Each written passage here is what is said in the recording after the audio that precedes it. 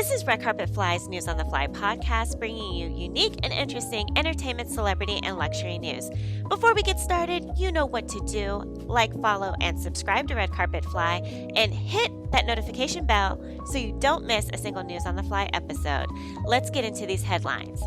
Congratulations is in order for Chrissy Teigen and John Legend. They have welcomed their third child. According to Screen Rant, during a private concert, John announced that his wife, Chrissy, had given birth to their baby.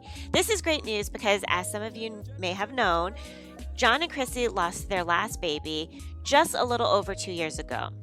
They have been very open about the loss of their baby and the heartbreak they have endured. So this is wonderful news.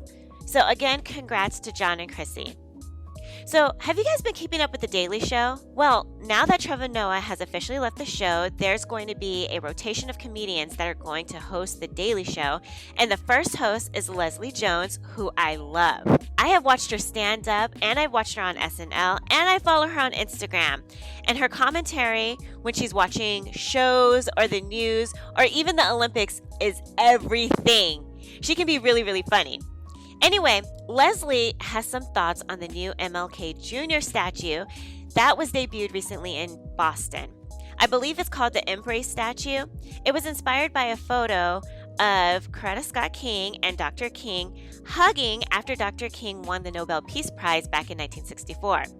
The statue is just the arms. It doesn't have the faces of Coretta or Dr. King, and it's been facing some backlash recently because some people see the statue as erotic, and Leslie agrees.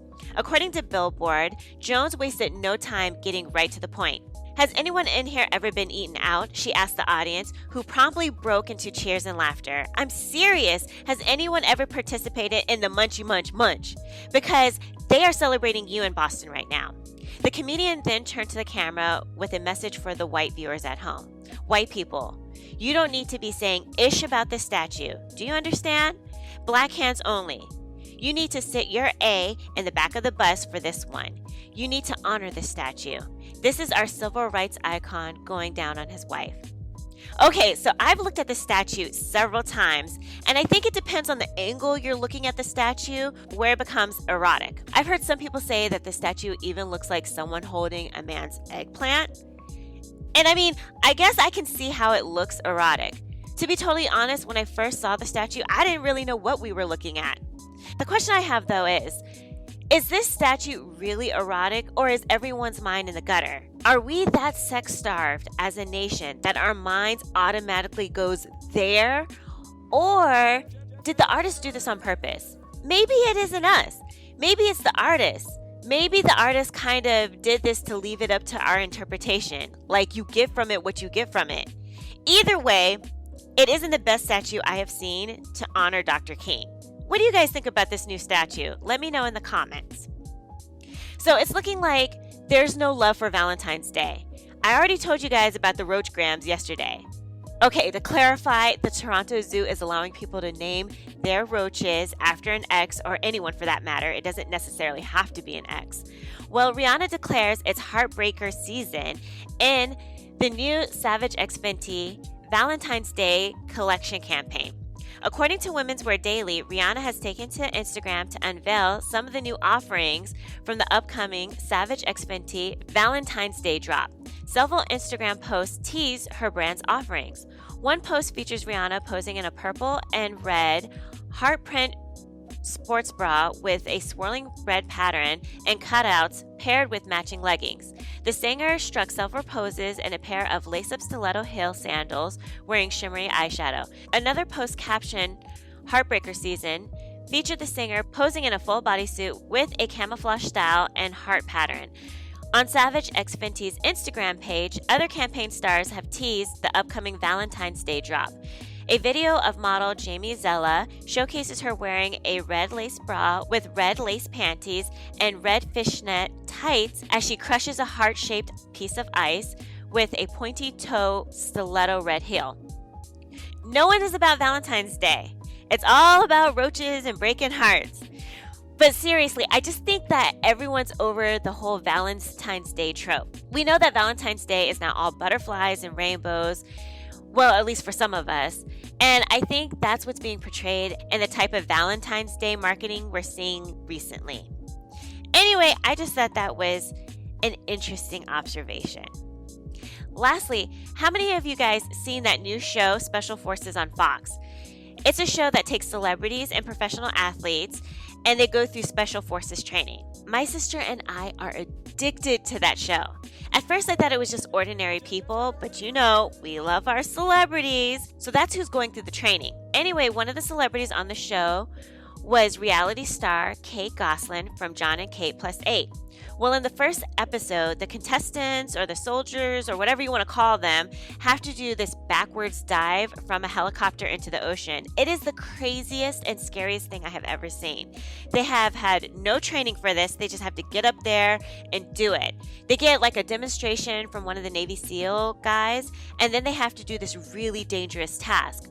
Well, Kate is one of the first people who have to do this stunt, and she failed miserably. But honestly, she's lucky she didn't break her neck, and a lot of people are feeling that same way. According to Radar Online, Kate Gosselin is terrified that she'll be permanently damaged after the injury she received on Fox's Special Forces. Retired U.S. Army paratrooper Zachary Phillips, who is trained and qualified in helicopter jumps like the one on the show, said Kate's ability to do the risky stunt should have been tested before she boarded the helicopter.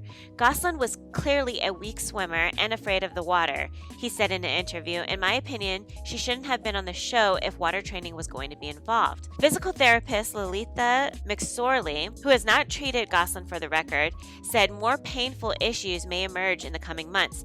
Physical issues such as chronic pain and reduced mobility are common among those who have whiplash, she said, in addition to psychological and emotional issues like anxiety, depression, and post-traumatic stress disorder can all present themselves. The injury led Gosselin to leaving the boot camp competition show. Let me tell you, this jump was no joke. That should have been like the last challenge because all the other challenges following that one are like a piece of cake. I consider myself somewhat a strong swimmer, and I wouldn't have done that jump.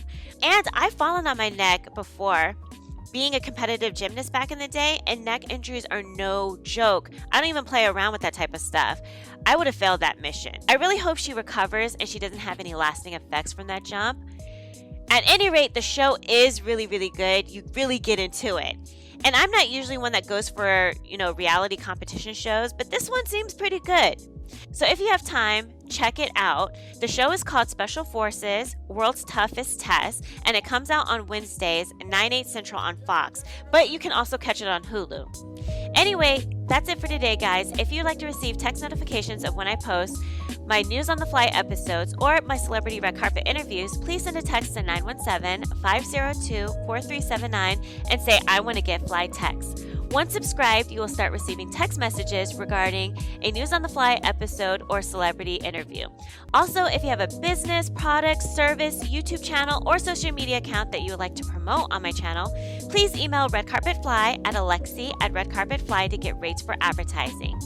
We're growing, guys. You can also find this podcast on Spreaker, Spotify, and iHeart podcast platforms. Just search for News on the Fly podcast. Lastly, please like, follow, subscribe, and share our YouTube channel, Red Carpet Fly, and also follow us on Instagram and Twitter at Red Carpet Fly. And until tomorrow, always stay fly.